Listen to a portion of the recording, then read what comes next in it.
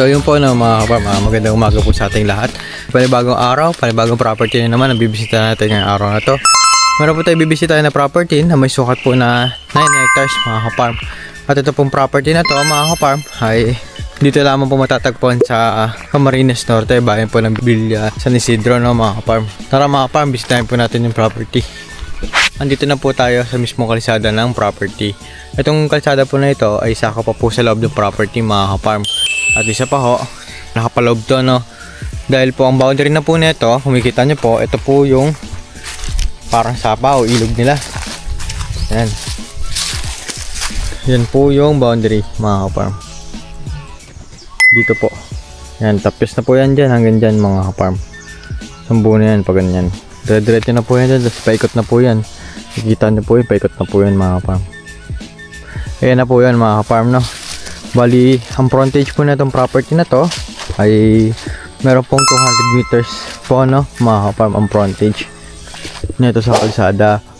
At kung susumahin naman po, ang korte po ng lote na ito, ang lupa na to ay meron po itong 30% flatland tapos 20% slope.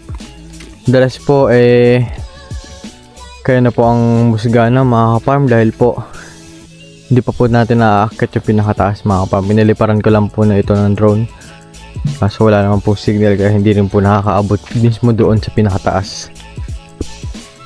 Nawawala po ang satellite na. So yun mga kaparm, bali dito po tayo ngayon. Papasok muna tayo ngayon sa bahay na mga kaparm. Kaya makikita nyo ito. So ayan mga kaparm, bali kung makikita nyo po may mga bahay na po nakatirik dyan mga kaparm na konkreto. Yan naman po ay mga tenant po o mga tauhan po ng may-ari. Meron na po silang usap dyan na kapag nabili po ito ay paalisin na po sila. Kusa na daw po silang aalis ng mga kaparm. Kaya sa mga bibili po dyan ay wala na po kayo may problema dahil po ito po ay meron ng usap at malinaw na po yun. Wala na pong kaso doon mga kaparm. Kaya yung mga interested buyer natin dyan na gusto bumili ng property, ito po. Napaganda po na ito mga kaparm dahil po bukod po sa tabing kalsada na po sa po hektarya nyo, meron pa po kayong poste no. Nakapalog din yan sa property nyo. Meron pong posting bakal po yan. Ayan no. Makikita nyo po yung linya po niyan. Yan. Hanggang dun. Paikot po yan mga kaparm. Papunta naman po yung linya nun papunta doon sa dulo. Makikita nyo po yan. Ang mga nakapalab naman po dito sa loob ng property ay meron po itong may mga dagay po ng mga punong kahoy na bamboo. Meron parang pong punong kahoy na mahogany. Yan. Marami po yan mga kaparm. Maraming kapuno pa po yan mga kaparm. At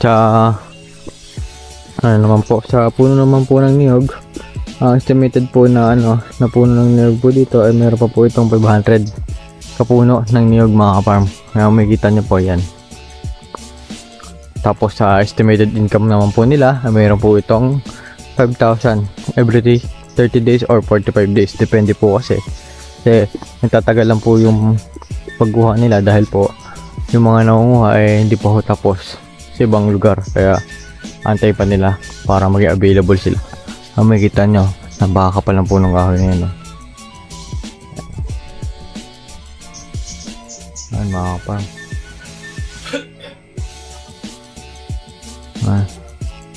Meron din po ito nakapalab na santol no mga kaparm. Kasama pa ho yan mga kaparm. Parang kulungan po ng baboy. Yan. Kasama pa ho yan mga kaparm. Gaya po niya gulong po ng baboy. Sama na po yan mga kaparm sa mabibili niyo po ninyo. Yan sa mga interested buyer po natin dyan tawag na po kayo sa number na kita po ninyo sa inyong screen mga kaparm. So yun mga kaparm, ito po yung karugtong na tinuturo ko sa inyong poste kanina. Yun nandoon tayo sa kabila. Papunta po yan dito at dito na rin po ang tagos sa kabila. Bali paikot po kasi itong ilog na to. Ayan, kumikita niyo po yan, ilog na rin po ulit yan. Diyan na po yung boundary ng property. Naikat na po yun dyan. Pag-usapan natin mga kaparm yung layo nito sa town proper mga kaparm. Ang layo po natin sa town proper mga kaparm ay merong travel time na 30 minutes na mga kaparm. At sa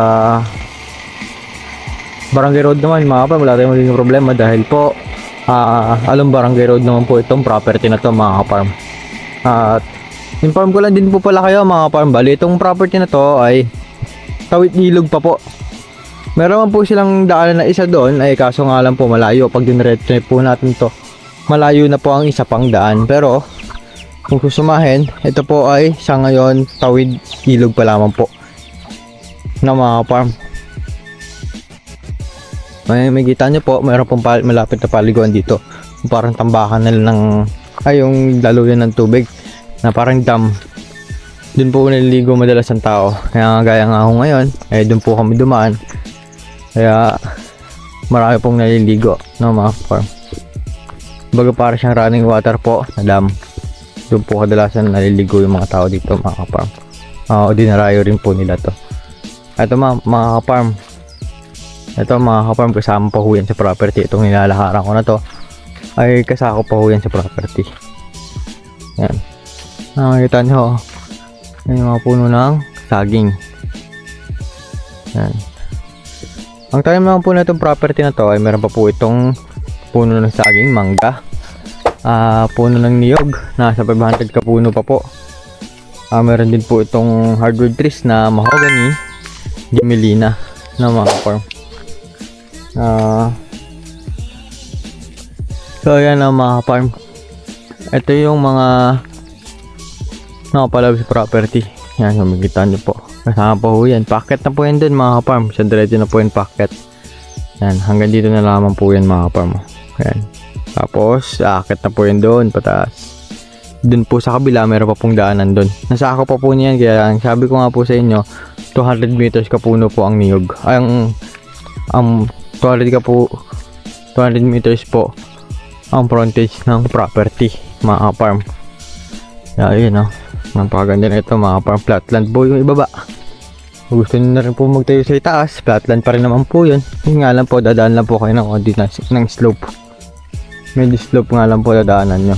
Pero sumatotal, ito po ay flatland. Malinaw na malinaw. Makita nyo po, ayan Ayan. Kaya sa makakabili na itong property na to ay napakaganda po na ito mga farm. Meron pa po pala itong bayabas. Ayan makikita nyo bayabas yan.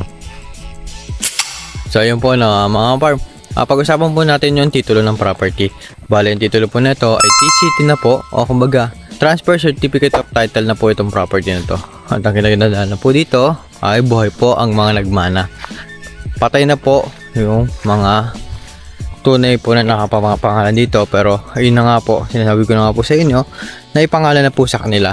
At lahat po sila kompleto pa. Buhay pa po silang lahat mga kapatid. Kung tatanungin nyo po, ulan po nakapangalan sa titulo ay isa lamang po mga kaparm. Patungkol naman po tayo sa land tax mga kaparm.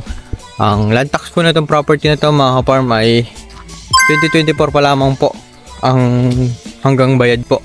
Yung taon po ay hindi pa po nila alam kung nabiyad po na kanilang kapatid mga kaparm. Pero hanggang 2024 daw po ay bayad yung amilyar. Patungkol naman po sa lot plan na itong property na to, napasukatan na daw po ito, na-survey na daw po ito. At may approve na rin po itong property na to. Last 3 years mga farm. Yun po ay napasukatan na mga farm. Kaya sa mga interested buyer natin dyan na gusto bumili ng property at gusto mag-invest ng property, tumawag lamang po kayo sa number po na makikita nyo sa screen and sa WhatsApp and Viber po. Para sa mga karagdagang impormasyon na gusto nyo pong malaman patungkol sa property na to. At huwag nyo rin pong kalimutan mag-comments ng mga tanong ninyo mga farm.